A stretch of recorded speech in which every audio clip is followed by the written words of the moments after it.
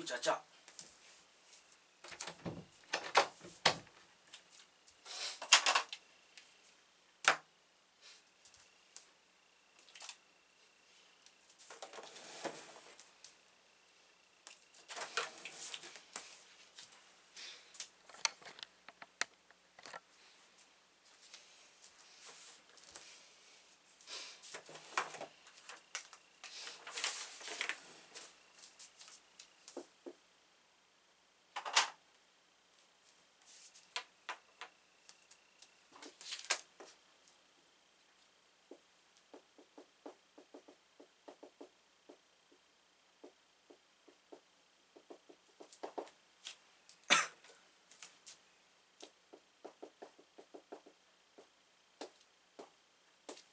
자, 들어가 보도록 할게요. 근대 과목의 원리와 사회 읽어보도록 하겠습니다.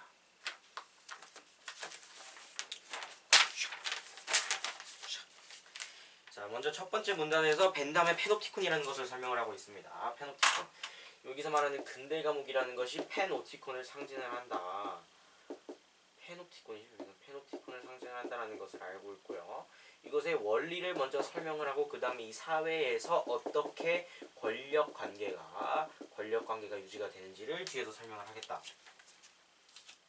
라는 것까지 제목을 통해서 유추를 할 수 있는 부분입니다.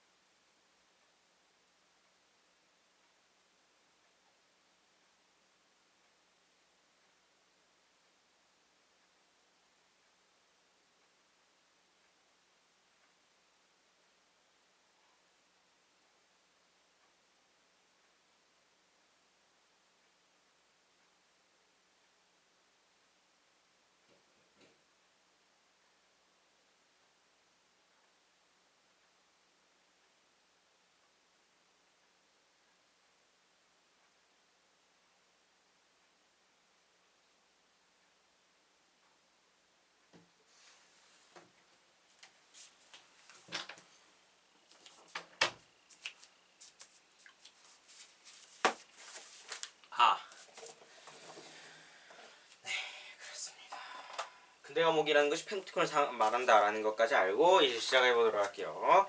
첫 번째, 벤담의 페놉티콘의 원리는 잘 알려져 있다. 주인은 원형의 건물이 에워싸고 있고, 중간에 뭐가 있고, 탑이 있고, 탑은 원형 건물의 안쪽으로 향해 있는 여러 개의 큰 창문으로 뚫려 있고, 여기 창문으로 이렇게 뚫려 있고,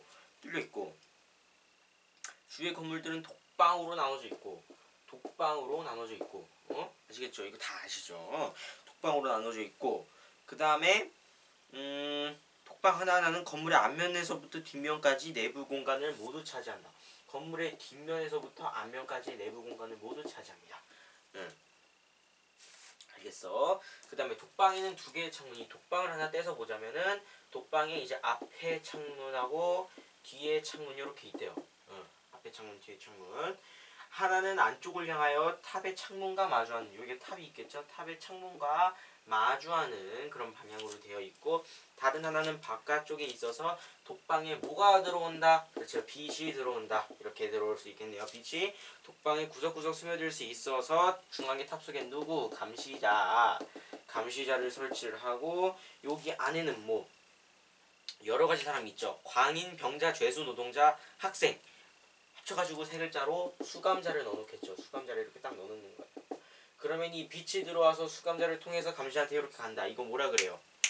역광선의 효과를 이용하여 주위 건물의 독방 안에 있는 수감자의 윤곽이 정확하게 빛 속에 딱 떠오르는 무슨 효과? 그렇죠.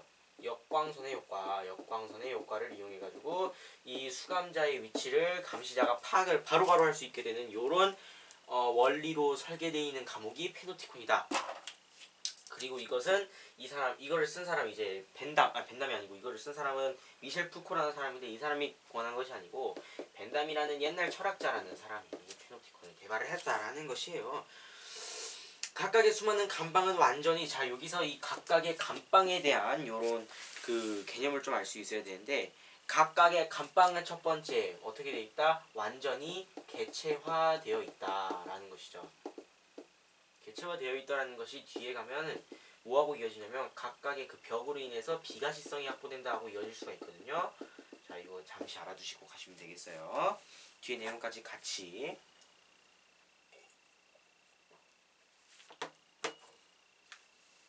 각각의 수많은 감방은 개체화되고 항상 밖의 시선에 노출되어 있다. 어떻게 되어 있다? 밖의 시선, 외부 시선에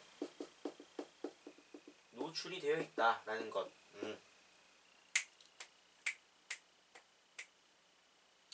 그래서 마치, 자 여기서 중요한 거, 여기서 뭐가 나와요? 그다음에 마치. 이게 뭐냐면 비유를 했다는 거죠. 비유. 마치 모모처럼 각각의 배우들이 한 사람의 배우가 연기하고 있는 수많은 작은 무대. 마치 뭐 같다? 무대 같다. 배우들이 연기하고 있는 무대 같다는 거예요. 뭐가 각각의 방들이 작은 무대들이 나열된 것 같다. 각각의 수많은 그렇죠. 1만 감시 과목의 이 장치는 끊임없이 대상을 바라볼 수 있고 즉각적으로 판별할 수 있는 그러한 공간적 단위들. 여기서 말하는 공간적 단위가 뭐겠습니까? 공간적 단위. 독판이겠죠. 이 공간적 단위를 구획 정리한다. 까지 해가지고 첫 번째 내용이 끝났습니다. 지금까지 무슨 내용 설명한 거예요? 그렇죠. 패놉티콘이 어떻게 작동을 하는지에 대해서 설명을 한 거예요. 패놉티콘이 무엇인지, 구조가 어떻게 되는지에 대해서 설명을 했습니다. 자, 요컨대. 자, 여기서 이제 패놉티콘의 원리를 자세하게 설명하기 위해서 요컨대 하면서 이제 부연 설명을 해주고 있습니다. 자, 요컨대 쓰도록 하겠습니다. 요컨대. 예를 들어서 이곳에는 지하 감옥의 원리가 뒤바뀌어 있다. 아, 이것은 뭐하고 반대구나. 뭐하고 반대? 지하 감옥하고 반대구나. 이걸 알 수가 있어요. 그럼 어떤 점이 지하 감옥하고 반대인지를 보면 되겠죠. 지하 감옥의 세 가지 기능. 첫 번째 무슨 기능? 감금하는 기능. 두 번째 무슨 기능? 숨겨두는 기능. 감금하고 숨겨두는 것 같지 않나 생각할 수 있는데 감금하고 숨겨두는 거는 엄연한 차이가 있습니다. 감금은 수감자로 하여금 밖으로 나가지 못하게 하는 거. 숨겨두는 거는 누구도 볼 수 없게 해놓는 거. 근데 패놉티콘에서는 가둬는 놓는데 볼 수는 있죠. 요런 느낌. 그래서 숨겨둔다. 숨김의 기능. 그 다음에 두 번째가 빛을 차단이었구나. 바꿔. 빛을 차단. 빛 차단. 근데 여기서는 충분한 빛도 들어오고 있죠. 그리고 숨기지도 않죠. 볼 수가 있으니까. 그래서 요거 두 개 빼고 요것만 살아남게 된다 이거지. 첫 번째만 남겨놓고 뒤에 두 가지를 없애버린 형태이다. 일반 감시 과목에서는 충분한 빛과 감시자의 시선이 지하 감옥에서 보호구시를 하던 어둠의 상태보다 수월하게 상태를 포착할 수 있다. 그렇죠. 지하 감옥에서는 그래서 요거에 대한 지금 부연 설명을 하고 있는 것 같거든요. 그죠, 맞죠? 옛날에는 뭐 했어? 응? 어둠이 보호를 해줬어. 이 두 개에 대해서 말하고 있는 거예요. 이 두 개를 합쳐가지고 에서는 지하 감옥에서는 어둠이 보호를 해줬는데 이게 일반 감시 감옥에서는 사라졌죠. 빛이 들어오게 되면서 사라졌다까지 보시면 되도록 하겠습니다. 이러한 형태는 무엇보다 저 감금시설 속에 밀집해 있으면서도 혼잡하고 소란스러운 대중을 모습을 보지 않게 해준다. 요러한 구조가 따라서 어떻게 해준다? 그렇죠. 혼잡하고 뭐라고 나와 있어? 혼잡하고 밀집해 있으면서 이런 소란스러운 대중을 모습을 어떻게 된다?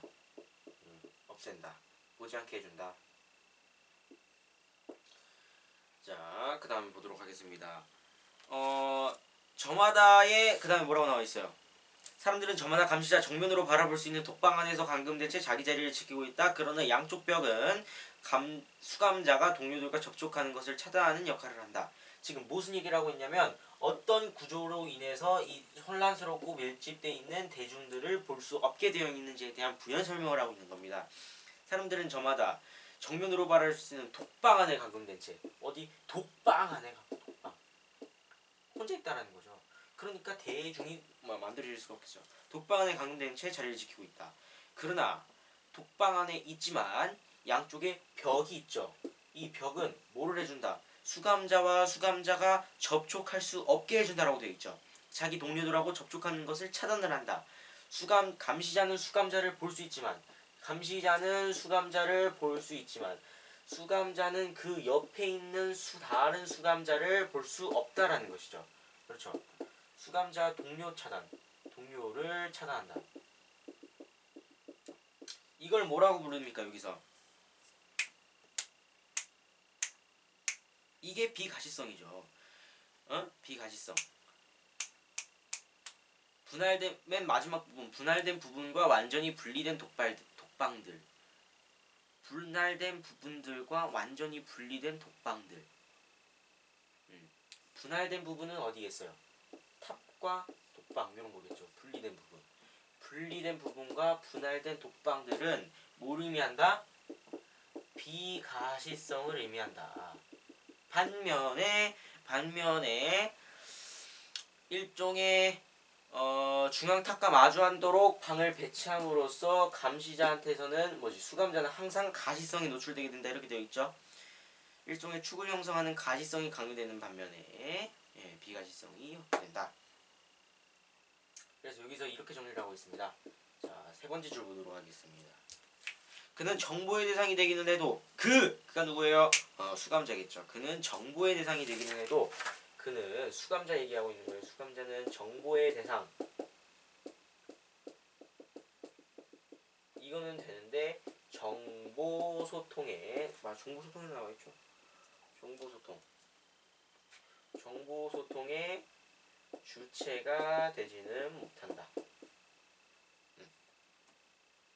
이게 무슨 말이에요? 감시자는 항상 수감자를 볼 수 있기 때문에 그 수감자에 대한 정보를 항상 알 수 있어요. 정보의 대상이 되죠. 근데 정보소통은 주체는 될 수 없어요. 왜? 독방들이 각각 벽이 있어가지고 그 옆에 동료와 접촉 못하게 하면서 비가시성을 확보하기 때문에 정보소통의 주체는 될 수가 없는 거예요. 네, 여기까지 됐습니다. 그 다음에 이 비가시성에 대한 이야기를 이제 좀 더 자세하게 합니다. 자, 비가시성에 대한 얘기를 좀 더 들어볼게요. 비가시성은 질서를 보장해준다.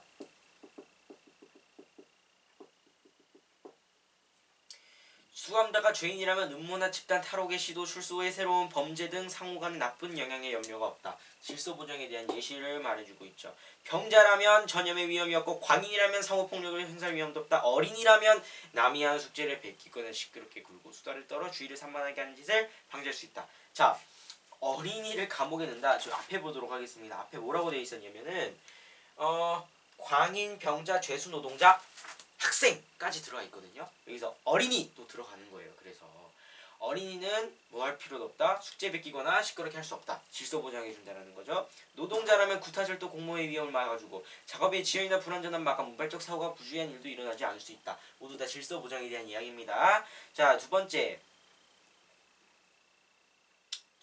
효과. 밀집한 군중들, 다양한 교환이 이루어지는 장소, 집단적 효과로서 혼합되는 개인들, 이러한 군중 형태가 소멸한다.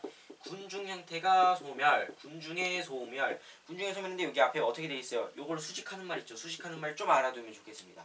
밀집한 군중. 그 다음에 교환이 이루어지는 장소. 그 다음에 집단적 효과로 혼합되는 개인들, 집단적 효과.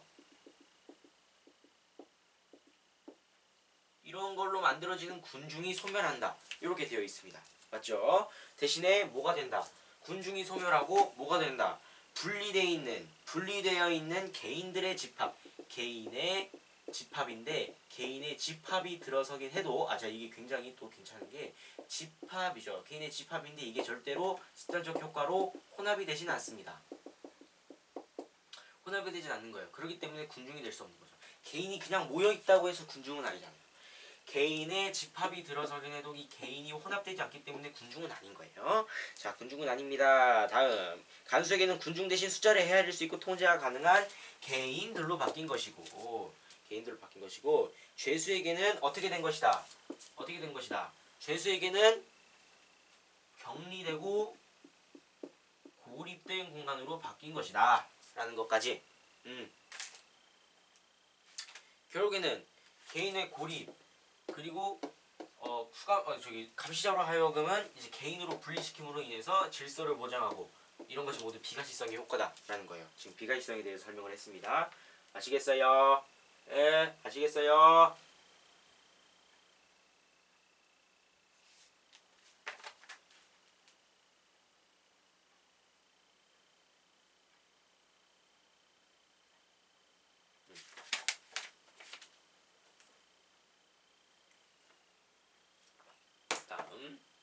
이로부터 일반감시 과목의 효과가 생겨난다. 뭐 이런 비가시성 이런 걸로부터 일반감시 과목의 효과가 생겨난다라고 되어 있습니다. 효과 보도록 하겠습니다. 감금된 자는 권력의 자동적인 기능을 보장해주는 가시성의 지속적이고 의식적인 상태로 들어가게 된다 라고 되어 있습니다. 감금된 자는 어떻게 된다? 응? 가시성. 여기서 이제 비가시성에 대해서 얘기를 했잖아요. 이제 가시성이에요. 가시성. 권력의 자동적인 기능을 보장해주는 가시성. 가시성의 지속적이고 의식적인 상태. 이게 뭐냐면 이게 내면화한다는 거거든요. 뒤에 보면 나와요. 가시성을 내면화한다는 거예요. 근데 이 가시성을 또 수식해주는 말이 굉장히 흥미롭습니다. 어떻게 되어 있습니까? 감금된 자는 권력의 자동적인 기능, 권력의 자동적 기능을 보장해준다. 기능을 보장해주는 가시성을 내면화한다는 것인데 이 가시성이 어떻게 권력의 자동적 기능을 보장해주는지는 아직 설명이 안 나왔어요. 이제 보면 나오겠죠. 감시작용을 중단하더라도 그 효과는 계속되며 그게 권력이 자동적이라는 것이죠. 권력의 완성이 그 행사의 현실성을 점차 약화시킨다. 권력이 완성되면 완성적이 될수록, 즉 자동적이면 자동적이게 될수록 현실성을 약화시킨다. 즉 이게 실제, 이게 뒤에 나오거든요. 현실성을 점차 약화시킨다는 것의 의미가 이 권력을 실제로 행사하지 않더라도 자동적으로 행사하기 때문에 현실성이 약해진다는 거예요. 감시자가 실제로 이렇게 돌아다니면서 야 조용히 해 막 이런 거 안 해도 자동적으로 이 권력이 작용을 한다라는 거예요. 가시성 때문에. 이러한 건축적 장치, 페놉티콘 말하는 거죠. 권력을 행사하는 사람과 상관없이, 자 이게 앞에 내용하고 똑같은 게 권력의 완성이 현실성을 점차 약화시킨다잖아요. 현실성을 약화시킨다는 게 그 뒤에 행사하는 사람과 상관없이 어떤 권력 관계를 새로 만들고 이를 유지하는 기계장치가 된다. 기계장치가 된다는 게 뭐예요? 자동적인 기능을 한다라는 것이고, 그죠? 그 행사의 현실성을 점차 약화시킨다라는 것이 권력을 행사하는 사람과 상관없이 라는 것이고, 이걸 새로 만들고 유지하는 기계장치가 된다 라는 것은 앞에서 이제 말했던 이 가시성으로 인한 그런 효과가 되겠죠. 요컨대 또 나왔습니다. 아까 말했던 요컨대 두 번째 요컨대 예를 들어서 수감자는 스스로 상황을 유지하는 어떠한 권력적 상황 속으로 편입된다. 요컨대 수감자는 스스로 그 상황을 유지하는 어떤 권력적 상황 속으로 편입된다. 스스로 편입된다. 사실 여기서 다 말한 거거든요. 스스로 편입된다. 자동적 기능을 보장을 하고, 이 자동적 기능이라는 게 아까 위에서 말했죠.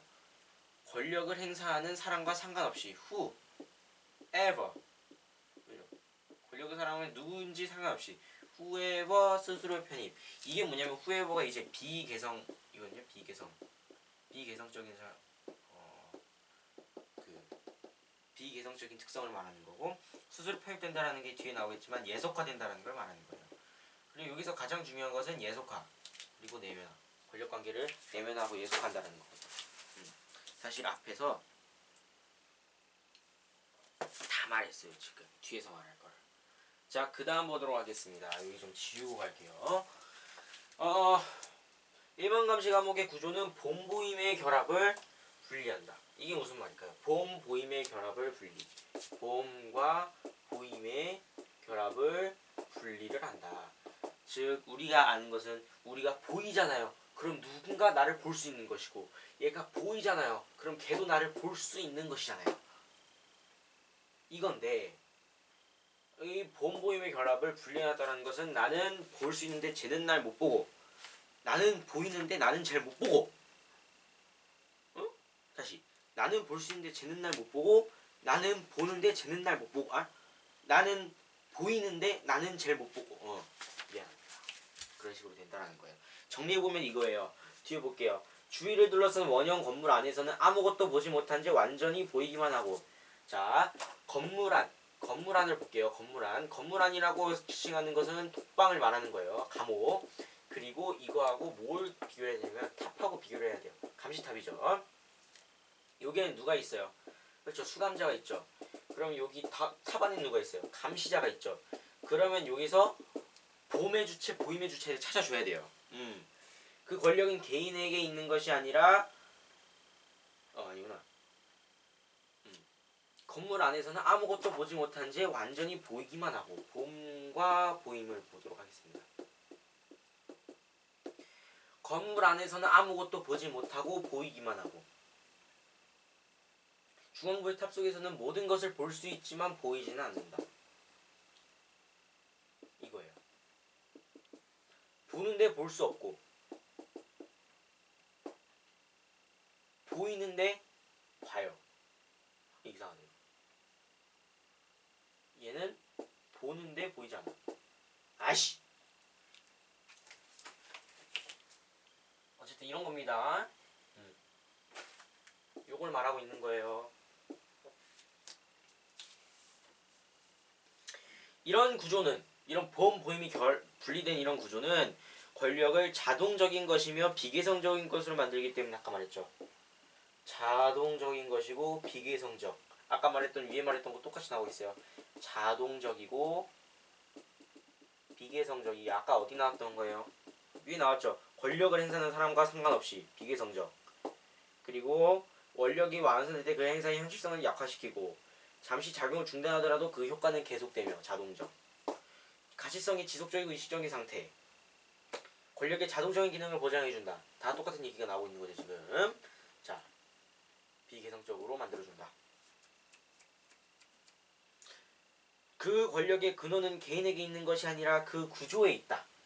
그래서 이걸 통해서 알 수 있는 거. 권력의 근원. 개인이 아니라 구조에 있다라는 것은 무슨 뜻이에요? 개인이 아니라는 것은 아까 말했죠. 비개성. 누가 감시를 하는지 상관이 없다라는 거예요. 개인에게 있는 게 아니라 이 구조, 보임이 결합되어 있고 가시성과 비가시성이 확보된 이런 구조에서만 이러한 권력 관계가 작용을 할 수 있다라는 것이죠.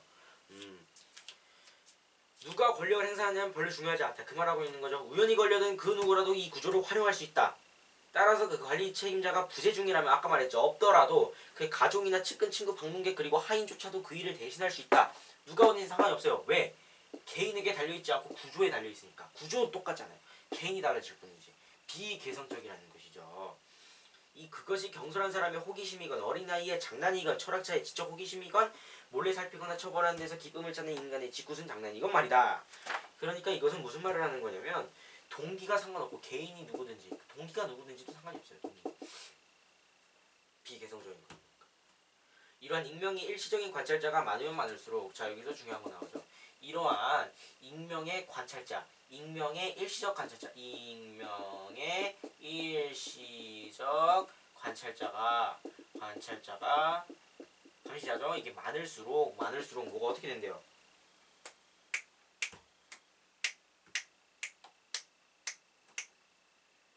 수감자는 간파될 위험에 관찰한다는 불안감. 수감자의 자기가 간파당하고 있다. 자신이 감시당하고 있다라는 것에 대한 수감자의 불안감은 더 커지게 된다. 이런 거예요. 관찰자가 많아질수록 일시적인 관찰자가 많아질수록 이렇게 그냥 누가 아빠가 왔다가 동생이 왔다가 누가 왔다가 박근혜가 왔다가 이명박이 왔다가 이런 사람들이 그냥 계속 막 바뀌어. 그럴수록 어떻게 된다? 불안감을 더 많이 느낀대요. 그래서 결론 이 페노티콘 감옥이라는 것은 무엇이다? 아주 다양한 욕망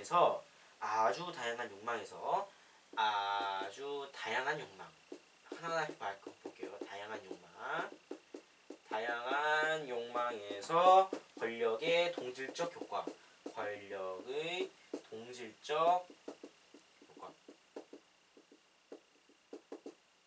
다양한 욕망이란 건 뭘까요? 여러 동기로 가능하다라는 것이죠. 감시를 실시하는 여러 동기. 이게 다양한 욕망이라는 것이고 권력의 동질적 효과는 뭐예요? 뭐가? 페노티콘이 볼게요. 1번 감시 과목은 권력의 동질적 효과를 만들어낸다.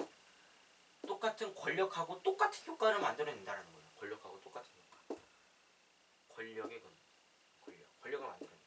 어떤 동기가 오든지 어떠한 동기로 하든지 간에 어떠한 욕망으로 관찰을 하든지 간에 내가 이 사람을 괴롭히고 싶든 아니면 뭐 변태든 뭐든 간에 그런 다양한 욕망에 있어서 권력의 동질적 효과를 만들어낸다는 것이에요. 동기가 어떤지 상관없이 권력의 동질적 효과를 만들어낸다. 벤다함은 일반 감시 과목이 그렇게 섬세한 것일 수 있다는 사실에 경탄했다. 그렇구나. 경탄했대요. 경탄했다니 경탄한 거겠지. 쇠창살이나 쇠사슬 그리고 묵직한 자물쇠도 필요 없다. 필요 없죠. 왜냐? 단지 구분을 명확하게 하고 출입구를 잘 배치하기만 하면 된다. 응? 성과 요새 형태의 건축으로 된 육중한 옛날 감옥 뭐 얘기하는 거예요? 지하 감옥 얘기하는 거죠.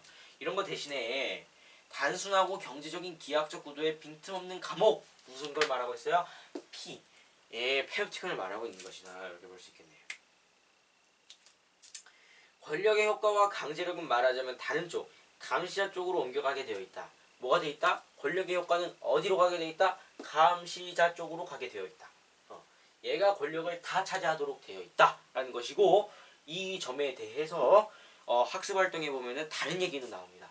감시자 쪽으로 옮겨가게 돼 있는데 감시자 쪽으로 옮겨갈 뿐만 아니라 수감자에게도 옮겨가고 있다. 현대 사회에서 이러한 원리가 이런 가시성, 비가시성, CCTV 갖다가 이렇게 권력을 견제를 할 수 있는 기능도 있다라는 반론이 또 있습니다. 그거하고 연결지어서 좀 보시면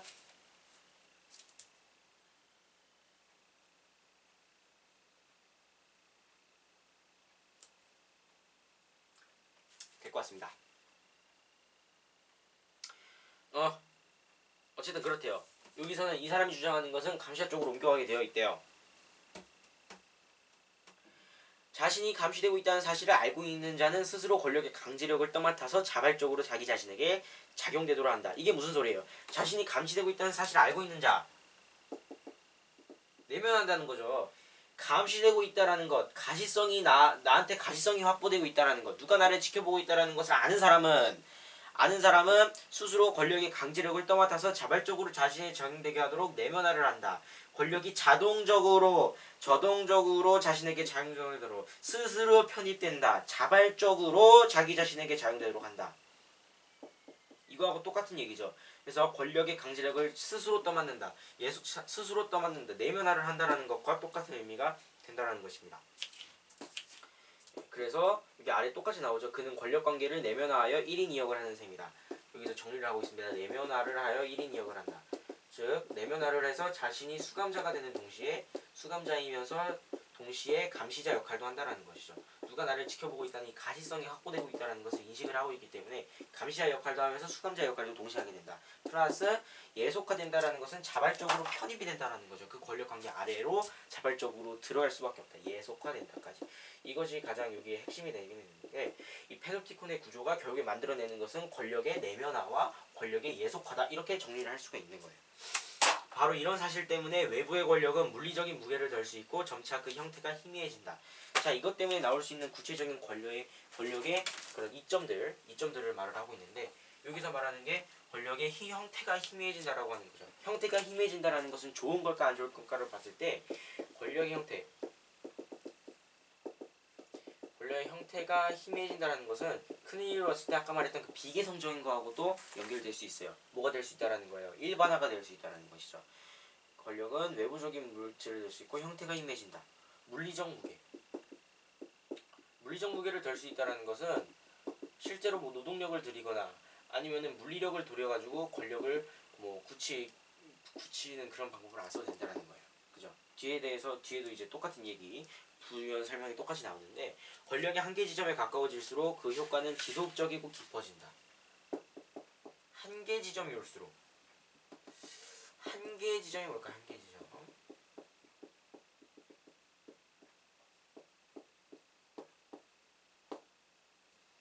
권력이 한계 지점에 가까워질수록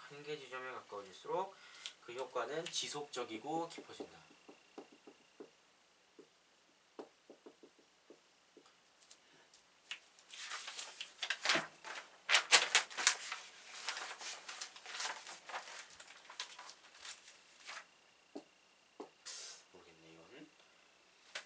그 다음에 보도록 할게요.